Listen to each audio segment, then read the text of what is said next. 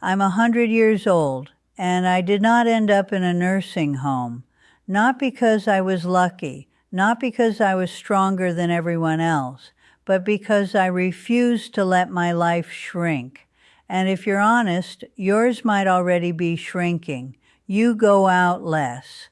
You rely on people more. You postpone things that used to be easy. You tell yourself, I'll deal with it later. That's how it starts. A nursing home doesn't begin with an ambulance. It begins with small sereners. Most people don't realize they're losing their independence until it's already gone. I watched it happen to people I loved, people who thought they had time, people who believed independence would last forever. It doesn't.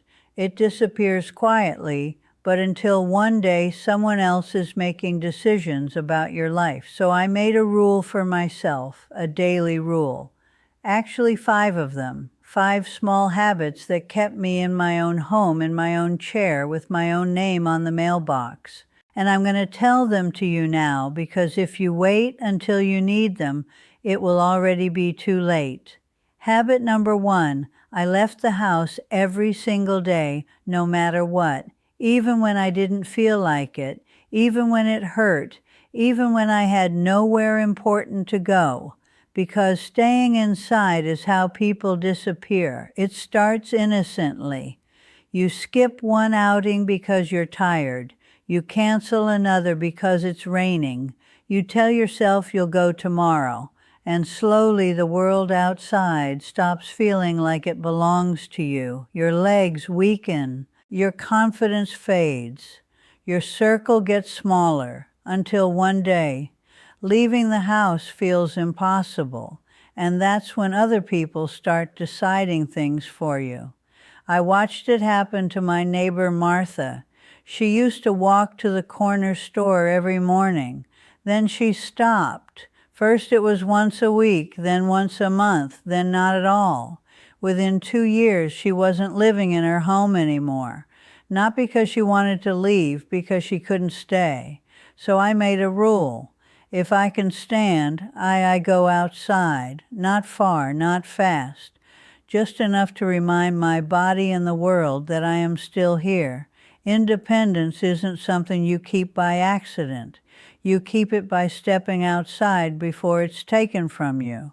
Habit number 2, I spoke to another human being every single day out loud, not through a screen, not a text message, not a like on a photo, a real voice, a real conversation, because silence is where people start to fade. After my husband died, this house became unbearably quiet. No footsteps, no one asking where I put the scissors, no one complaining about the weather, just silence. And silence can convince you that you no longer matter, that you are no longer needed, that your life is already behind you. And when you start believing that, you stop showing up in the world. So I made a rule every day. I had to speak to someone, the cashier, a neighbor, a stranger walking a dog, anyone, because the day you stop being heard is the day you start becoming invisible. Loneliness doesn't just break your heart. It weakens your body. It slows your mind. It makes everything harder. And people don't end up in nursing homes only because of illness. Sometimes they end up there because there was no one left who knew their voice. So I kept mine alive, one conversation at a time. Habit number 3, I kept making my own decisions, even small ones. What time I wake up, what I eat, where I go, what I spend my money on. Because the moment you stop deciding, someone else starts deciding for you. And once that happens, it is very hard to get your life back. I saw it happen to my older brother. At first, people were just helping him, choosing things to make life easier, meals, appointments, schedules. Then they were choosing everything. He stopped being a person with a life and became a problem to manage. They moved him into a place for his own good. He didn't argue. He didn't fight because by then he didn't know how anymore. Independence isn't lost in one day. It's handed away one decision at a time.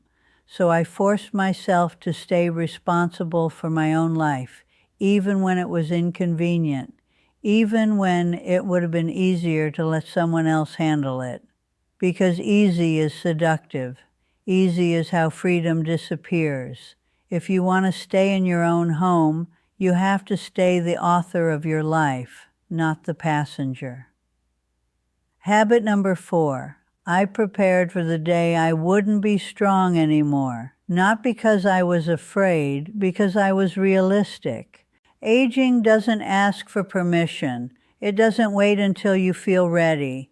It takes a little strength, a little balance, a little memory, until one day you realize you can't do something you used to do without thinking. Most people pretend it won't happen. They avoid the conversation. They avoid the paperwork. They avoid the small changes that could keep them independent longer. And then one fall, one hospital visit, one bad month decides everything for them. I refused to let a crisis write the ending of my story, so while I was still strong, I made my home safer. I organized my finances. I wrote down what I wanted and what I didn't want, not because I was giving up, because I was protecting my future self. Freedom doesn't disappear only from weakness. Sometimes it disappears from lack of preparation. If you want to stay in your own home, you have to think ahead before life forces you to. Habit number 5, I made sure I was still needed. Not useful in a grand way, not important in the world, just needed by someone. Because when you feel unnecessary, you start letting go of life. You stop taking care of yourself. You stop planning ahead. You stop fighting to stay independent. I saw it happen to a man on my street after his wife died. No one depended on him anymore. No one waited for him. No one noticed if he stayed inside all day. Within a year, he looked 20 years older. Within 2, he was gone from that house. Not because his body failed first, because his purpose did. So, I made a quiet promise to myself. As long as someone needs me, I will keep showing up. I read to children at the library. I send birthday cards. I water my neighbor's plants when she visits her daughter. Small things, but small things give you a reason to wake up in the morning. Independence isn't sustained by strength alone. It's sustained by purpose. Because when your life still matters to someone, you fight to stay in it. I'm 100 years old. I wake up in my own bed. I walk through my own kitchen. I sit in a chair that remembers my life. Not because I was stronger than everyone else, because I refused to disappear before my time.